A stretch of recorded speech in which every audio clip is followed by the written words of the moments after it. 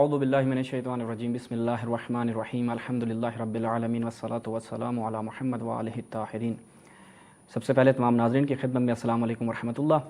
جیسا کہ موضوع آپ کو اسکرین پر نظر آ رہا ہے، دونوں مدعی ہیں کہ رسول اللہ کا خلیفہ بلا فصل کون نہایت ہی اہم موضوع ہے، اور آج انشاءاللہ جتنے بھی ہمارے ناظرین ہیں ان کو اس موضوع پر بہترین اور علمی گفتگو جو ہے وہ دیکھنے کو ملے گی۔ زیادہ چونکہ ٹائم نہیں لیتے، وقت پہلے ہی کافی دیر ہو گیا اور ہم معذرت خواہ بھی ہیں چونکہ بسا اوقات ٹیکنیکل ایشوز آ جاتے ہیں جس کی وجہ سے تھوڑی سی تاخیر جو ہے وہ پروگرام شروع ہونے میں ہو جاتی ہے۔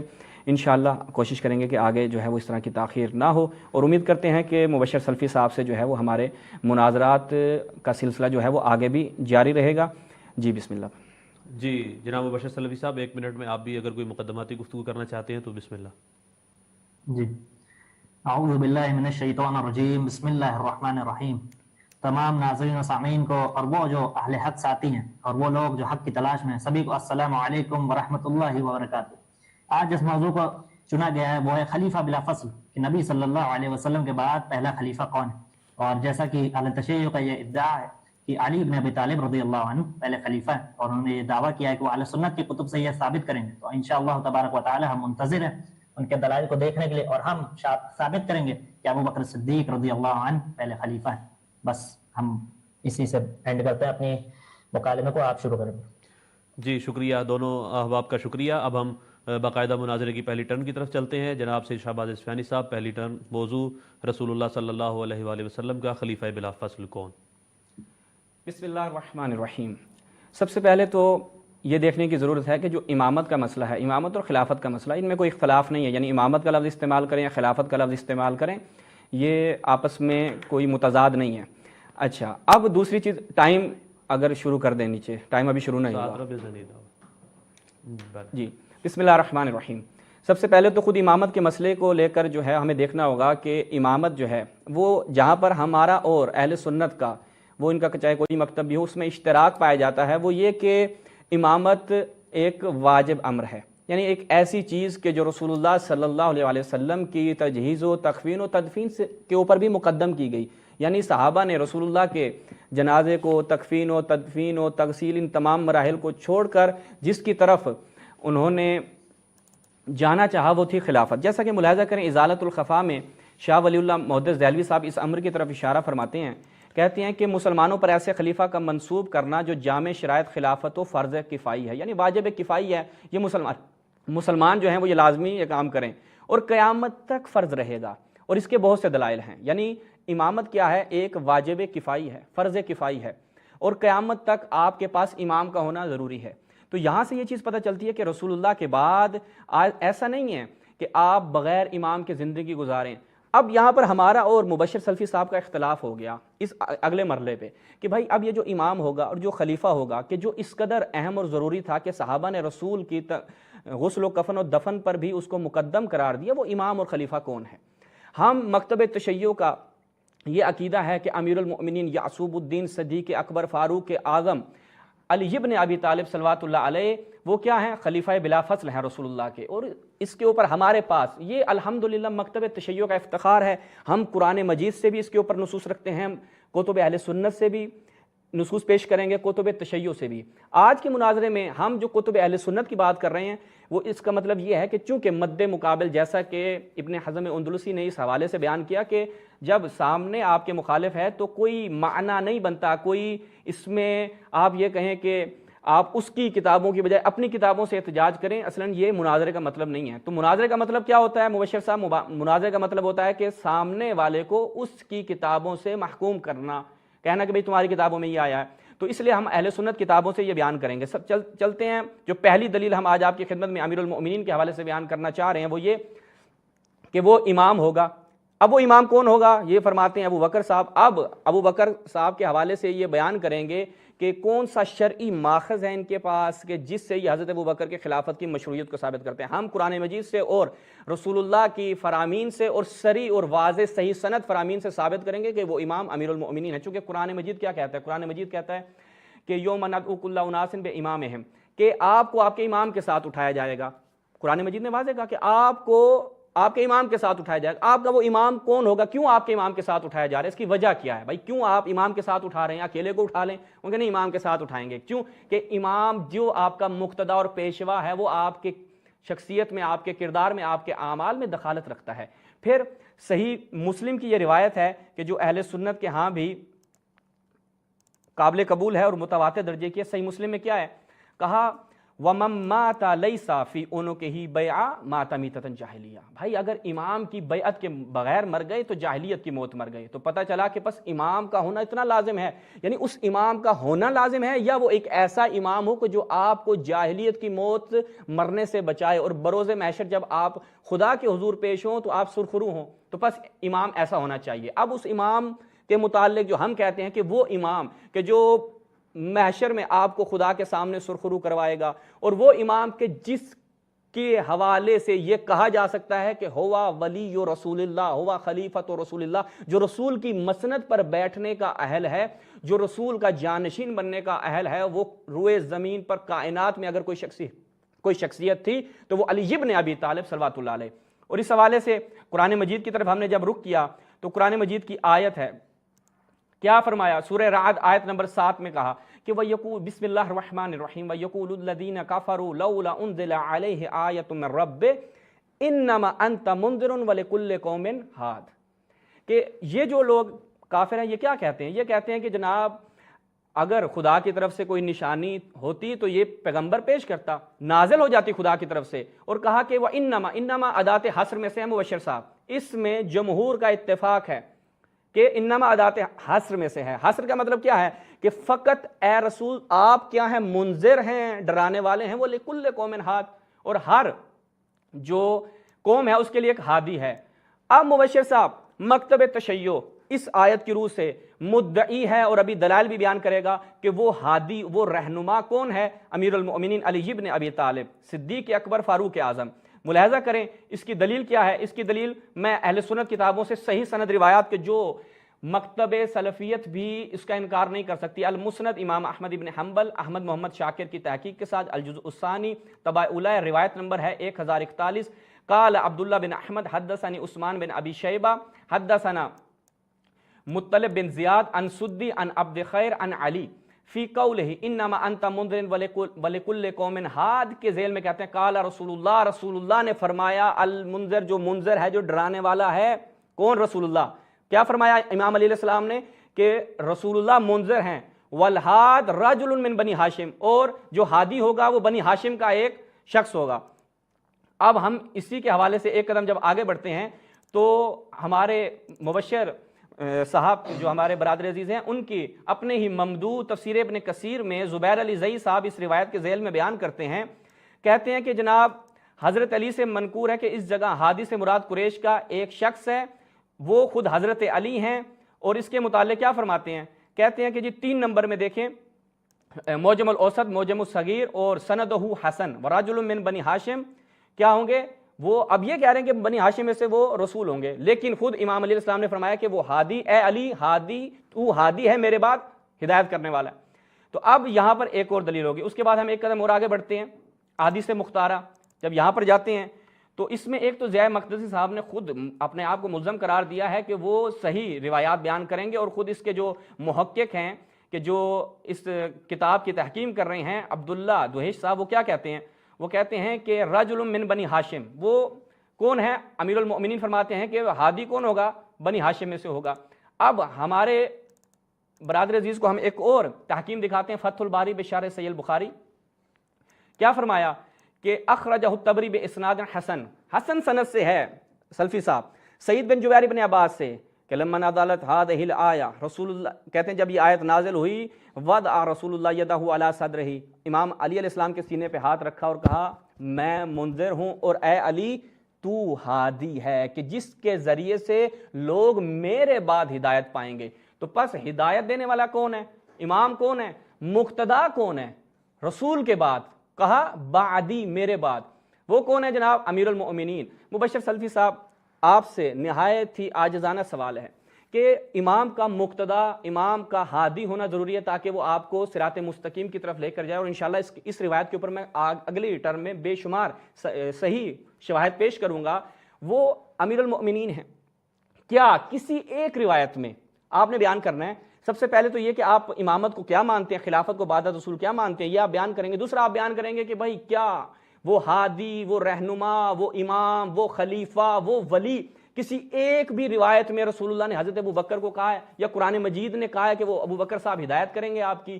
اگر کسی ایک آیت میں اگر ابو بکر صاحب کا ذکر خیر ہے آپ کے نزدیک اور اسی طرح روایات میں ہے تو بسم اللہ ہمارے ناظرین کے لیے پیش کریں تاکہ پتہ چلے کہ ابو بکر صاحب کی خلافت کے اوپر آپ کی طرف سے جو ان کی مشروعیت ہے کہاں سے ثابت ہوتی ہے۔ بسم اللہ۔ جی بہت شکریہ۔ پہلی ٹرن جناب سے شہباز اصفہانی صاحب کی ختم ہوئی۔ جناب مبشر سلفی صاحب آپ کی ٹرن شروع ہوتی ہے۔ اعوذ باللہ من الشیطان الرجیم، بسم اللہ الرحمن الرحیم، الحمد للہ رب العالمین، الصلاة والسلام علی رسولہ الکریم وعلی آلہ وصحبہ اجمعین، اما بعد۔ اس سے پہلے کہ میں اپنے کلام کو شروع کروں، سب سے پہلے میں اس کلام حق کو کہنا چاہتا ہوں، سب کے سامنے واضح کر دینا چاہتا ہوں کہ رافضی ہمارے نزدیک کافر اور مرتد ہے۔ سب سے پہلی بات اگر میں کوئی پیش کرنا چاہتا ہوں تو وہ یہ ہے کہ ہمارے نزدیک ایک کافر اور مرتد ہے، ان کا کوئی کلام یا ان کی کوئی دلیل ہمارے نزدیک کوئی حیثیت نہیں رکھتی۔ اب جہاں تک بات ہے موضوع کی کہ ہم نے اس موضوع کو کیوں سیلیکٹ کیا، کیوں مانا خلیفہ بلا فصل، تو وہ یہ ہے کہ جو لوگوں کے بیچ میں شک و شبہ پیدا ہو جاتے ہیں کہ خلیفہ بلا فصل کیا ابو بکر نہیں ہے، تو اس کو رفع کرنے کے لیے ہم نے اس کو مانا ہے۔ اب انشاءاللہ تبارک و تعالی میں آپ کو بتاؤں گا کہ انہوں نے پوچھا کہ شرعی دلیل کیا ہے ابو بکر صدیق رضی اللہ عنہ کے خلیفہ ہونے کی، تو اہل سنت کے نزدیک 4 شرعی دلیل ہے، اس بات کو یاد رکھیں، قرآن ہے، سنت ہے، اجماع ہے اور اجتہاد ہے، ٹھیک ہے؟ اور ان چاروں سے میں آپ کو ثابت کر کے دکھاؤں گا کہ ابو بکر صدیق رضی اللہ عنہ پہلے خلیفہ ہیں۔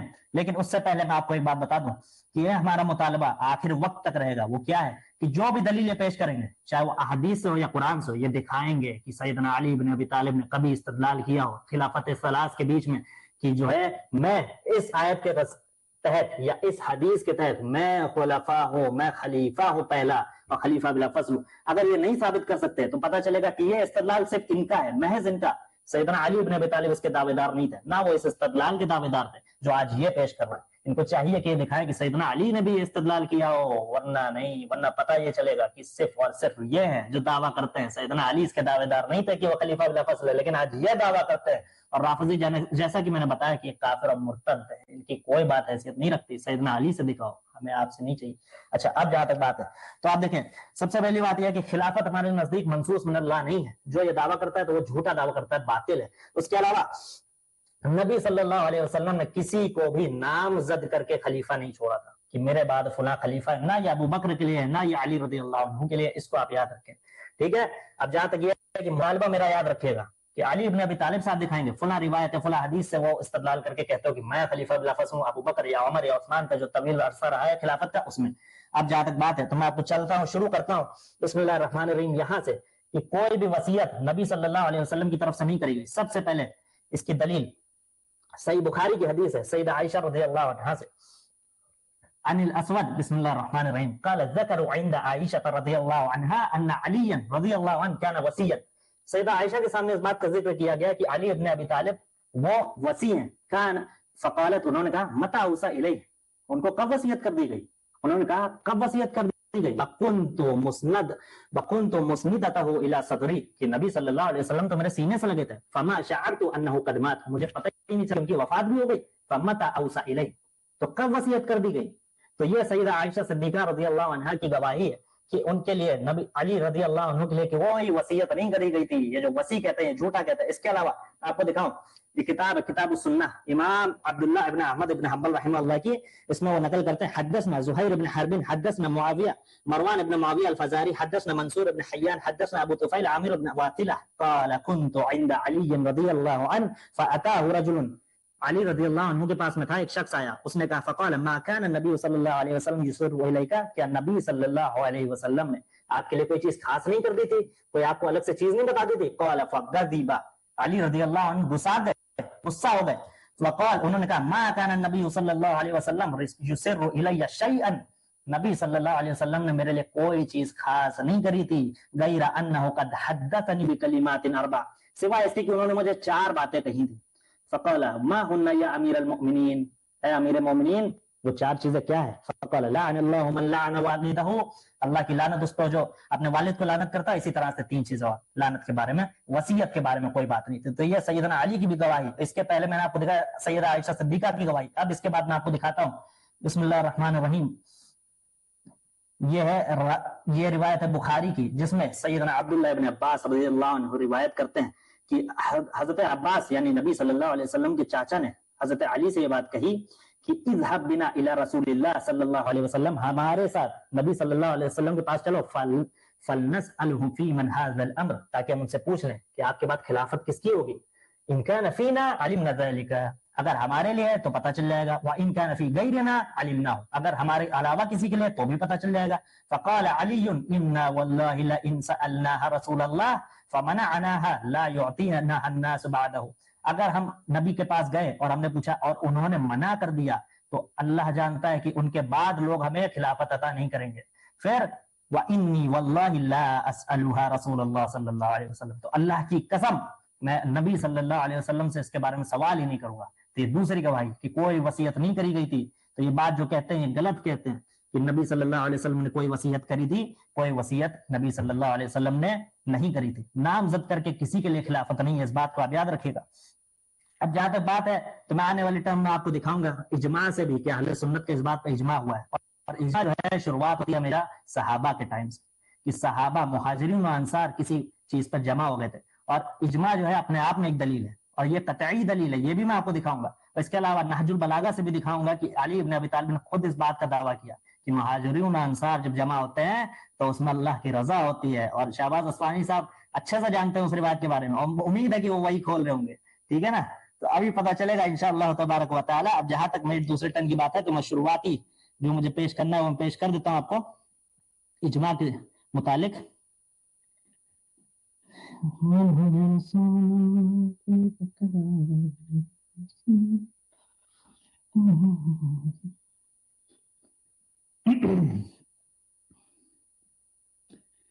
جی بسم اللہ الرحمن الرحیم. اب جہاں تک بات ہے اجماع کی کہ کسی مسئلے میں اجماع ہو جائے تو آپ دیکھیں سب سے پہلے تو یہ روایت ہے مستدرک حاکم کی. نبی صلی اللہ علیہ وسلم نے فرمایا لا یجمع اللہ امتی علی ضلالۃ ابدا، کہ اللہ تبارک و تعالی میری امت کو کبھی گمراہی پہ جمع نہیں کرے گی. وید اللہ تبارک و تعالی علی الجماعہ، اور جماعت پہ اللہ کا ہاتھ ہے. ٹھیک ہے نا؟ یہ روایت صحیح ہے، مستدرک میں امام حاکم نے صحیح سند کے ساتھ نقل کی. اور اسی طرح سے امام علی نے نہج البلاغہ میں یہ بات کہی وَإِنَّ مَشْهُورَ لِلْمُهَاجِرِينَ وَالْأَنصَارِ فَإِنِ اجْتَمَعُوا عَلَى رَجُلٍ وَسَمُّوهُ إِمَامًا كَانَ ذَلِكَ لِلَّهِ رَضَا. کہتے ہیں کہ اگر مہاجرون انصار کسی کے اوپر جمع ہو جائے تو آدمی کو وہ امام بنا دے كَانَ ذَلِكَ لِلَّهِ رِضَا، تو اللہ کی رضا اسی میں ہے. تو مہاجرون انصار کا جمع ہو جانا، خود علی ابن ابی طالب ان کی کتاب میں نہج البلاغہ میں بھی اس بات کی گواہی دیتے کہ اگر مہاجرون انصار کسی پر جمع ہو جائیں تو اللہ کی رضا اسی میں. اور یہ در حقیقت یہ خود جانتے ہیں کہ جمع کس پہ ہوئے تھے؟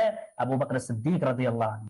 یہ ایک روایت ایسی نہیں لا سکتے. ان کو چاہیے کہ جو روایت بھی پیش کریں، ابھی تک انہوں نے جو پیش کیا میں آپ کو جواب دے دیتا ہوں. قرآن سے جو انہوں نے پیش کیا چاہیے تھا کہ اس سے خلافت کا بھی کچھ ہوتا ہے. آپ کو ثابت کرنی ہے قرآن سے منصوص من اللہ، تو آپ قرآن میں دکھا دیتے کہ علی امام ہے. وہ تو آپ دکھا نہیں سکتے، وہ تو آپ دکھا نہیں سکتے. استدلال کرتے ہیں انبیاء کی امامت سے، انبیاء کی خلافت سے. نبیوں کی خلافت علیحدہ ہے اور جو ہے غیر نبی کی خلافت علیحدہ. آپ کو چاہیے کہ غیر نبی پہ استدلال کرتے تو قرآن غیر نبی کے ساتھ بھی دکھا دو. اور پھر دوسری بات یہ ہے کہ ایک چیز اور عرض کر دوں، یہ اگلی ٹرن میں یہ عرض کروں گا انشاءاللہ تاکہ یہ جواب دے سکے. یہ ابھی دے دیتا ہوں. وہ یہ ہے کہ اللہ تبارک و تعالیٰ نے قرآن میں اس بات کا وعدہ کیا. اللہ تبارک و تعالیٰ نے قرآن میں اس بات کا وعدہ کیا. کہتا ہے وَإِن يُرِدْكَ بِخَيْرٍ فَلَا رَادَّ لِفَضْلِهِ، اگر اللہ تبارک و تعالیٰ تمہیں کچھ دینا چاہے تو کوئی نہیں ہے جو اسے روک سکے. تو جب اللہ نے علی کو خلافت دینا چاہیے تو کیسے ممکن تھا کہ ابو بکر یا عمر یا عثمان یا صحابہ میں سے کوئی بھی اسے چھین لیتا؟ اس کا جواب دے دینا. جب اللہ نے ارادہ کر لیا تو کیسے کوئی روک سکتا؟ جب اس کا دعویٰ اللہ نے وعدہ کیا کہ کوئی اس کے فضل کو روک نہیں سکتا تو کیسے روک لیا کہ خلافت کو دینا چاہتا تو روک لیا. جی بہت شکریہ. آپ کا ٹائم ختم ہو گیا. اب ہم دوسری ٹرن کے لیے جاتے ہیں جناب سے شہباز رضا اصفہانی صاحب کی طرف. بسم اللہ الرحمن الرحیم.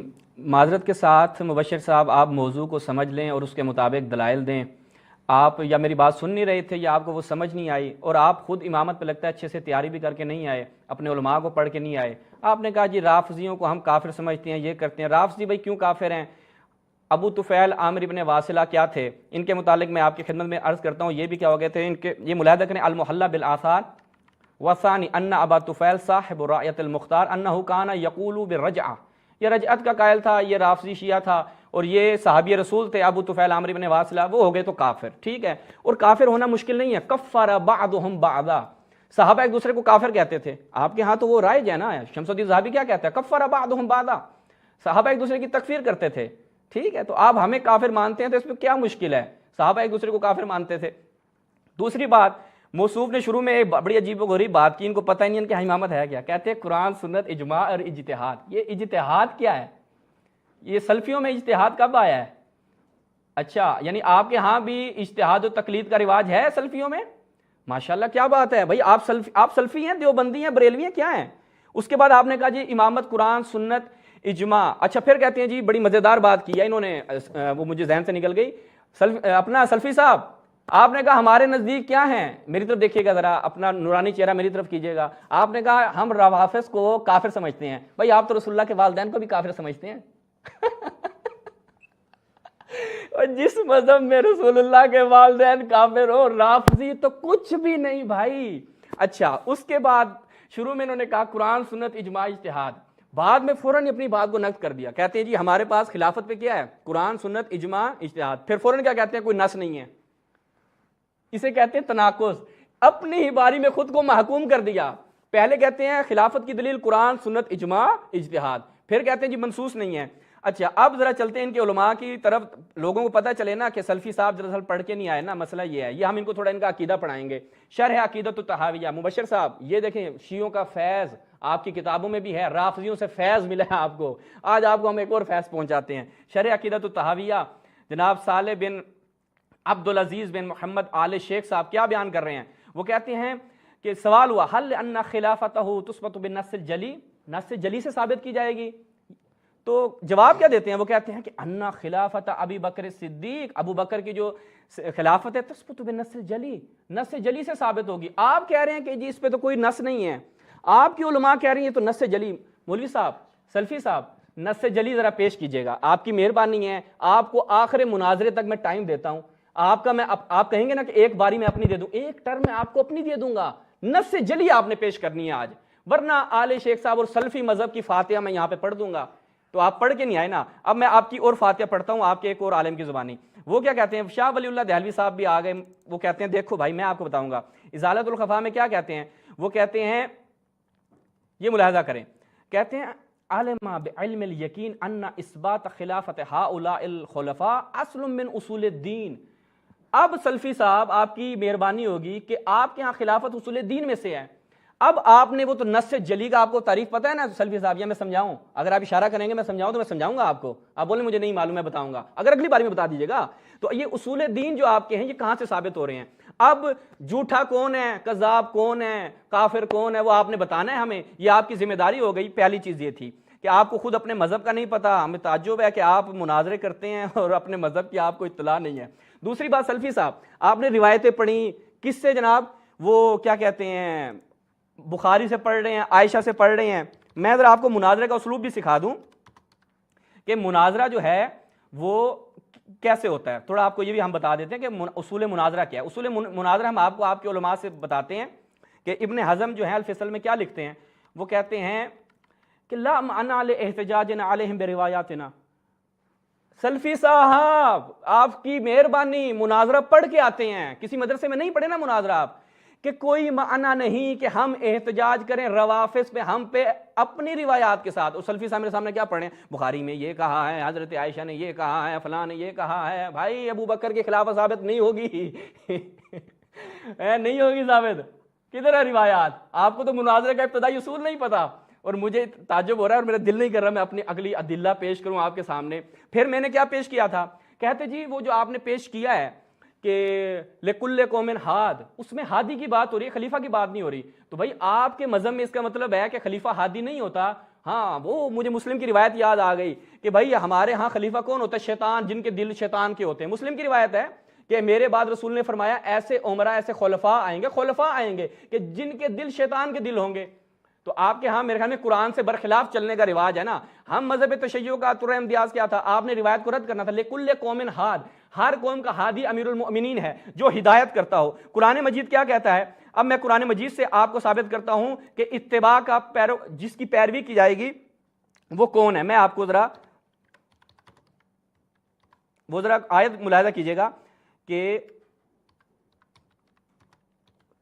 قرآن مجید کیا کہتا ہے. قرآن مجید میں ذرا آیت آپ کے لیے نکالتا ہوں. یہ کہتے ہیں جی ہادی ہے, ہادی ہونے سے کیا ہوتا ہے؟ میں بتاتا ہوں ہادی ہونے سے کیا ہوتا ہے. ہادی ہونے سے یہ ہوتا ہے کہ قرآن مجید کہتا ہے کہ وہ افراد کہ جو حق کی طرف ہدایت کرتے ہیں وہ اتباع کے سزاوار ہیں, یا وہ افراد کہ جو خود ہدایت کے محتاج ہیں.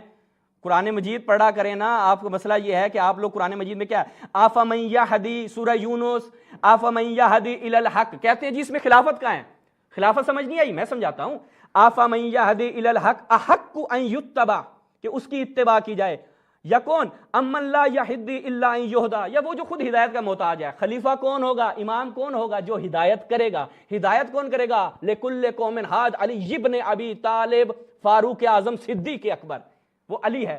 دکھانا تھا نا ابو بکر ہادی ہے, کیوں نہیں دکھایا سلفی صاحب؟ آپ نے اپنے مذہب کے اوپر فاتحہ پڑھ رہے ہیں, آپ کو پتہ ہے آپ کے اساتذہ نے آپ کو بہت برا بلا کہنا ہے. مجھے تو بڑی یقین کرے بڑی توقع تھی کہ آپ آج کچھ بیان کریں گے. اس کے بعد ایک اور میں کچھ روایات پیش کرتا ہوں کہ ہادی کون ہوگا. اچھا جی, یہ ذرا ملاحظہ کیجئے گا کہ صراط مستقیم, جو آپ کو صراط مستقیم کی طرف لے کے جائے گا. ابن حجر نے یہ روایت نقل کی الاصابہ میں اور کہا کہ فی مسند احمد بسند جید. میں نے کہا لکل قوم ہاد, شواہد پیش کروں گا. اب امیر المؤمنین سے سنیں. کہا کہ یا رسول اللہ من تعمر بعدک, آپ کے بعد امیر کون ہوگا؟ کہا ان تعمر ابا بکر تجدہ امینا زاہدا فی الدنیا, اس کو بناؤ بڑا جی دنیا کی نسبت بڑا بے رغبت ہے. کہا کہ راغبا فی الاخرہ ہے. وان تعمر عمر, عمر کو اگر بناؤ گے تو تجدہ قویا امینا فلانا فلاں فلاں. وان تعمر علیا, بھائی وہ جو پہلی خلیفہ کی خصوصیات ہی نہیں ہیں. ان کے ہاں امامت کی شرائط میں سے کیا ہے کہ وہ کیا کرتا ہوں. میں قرآن مجید سے انشاءاللہ آج آپ کو سیر کر کے جاؤں گا. یہ قرآن مجید سے میں نے ابھی دلیلوں کی ابتدا کی ہے. کہا ان تعمروا علیا وما اراکم فاعلین, رسول فرماتے ہیں کہ اگر تم علی کو اپنا امیر بناؤ اور میں دیکھ رہا ہوں کہ تم ایسا نہیں کرو گے. رسول کو پتا تھا کہ آپ لوگ رسول کے فرامین کو پس پش ڈالیں گے, جیسے ابھی آپ نے میرے عدلہ کو بالکل سائڈ پہ لگا دیا. کیا فرمایا؟ ہادین لکل قوم ہاد ہادین مہدین یاخذ بکم الصراط المستقیم, صراط مستقیم کی طرف جو لے کے جائے گا وہ علی ہے. اب مجھے یہ بتائیں اہدنا الصراط المستقیم ابو بکر لے کے جائے گا؟ ہیں کون لے کے جائے؟ ابو بکر. وہ تو ہادی نہیں ہے. سلفی صاحب اتنی بری ہونی تھی آپ کے ساتھ پہلی ٹرم میں ہی, مجھے نہیں توقع تھی. اب ہادی کون, امام کون قرآن مجید سے, کہ سزاوار کون ہے؟ اب سلفی صاحب آپ کی مہربانی, اپنے یہ جو آپ نے تناقضات ہیں تھوڑا سا یہ جو آپ نے ایک ہم یہ کہتے ہیں گند خرابہ ڈال دیا ہے آپ نے, تو وہ ذرا اس کو ٹھیک کر دیں. اور جو میں نے آپ کے اوپر سوالات رکھے ہیں ابو بکر صاحب کی خلافت پہ نص سے جلی پیش کر دیں. آپ نے کہا اجماع پیش کروں گا, قرآن پیش کروں گا, سنت پیش کروں گا. بسم اللہ قرآن و سنت پیش کریں. آج ابو بکر کو خلیفہ ثابت کر کے جانا ہے آپ نے.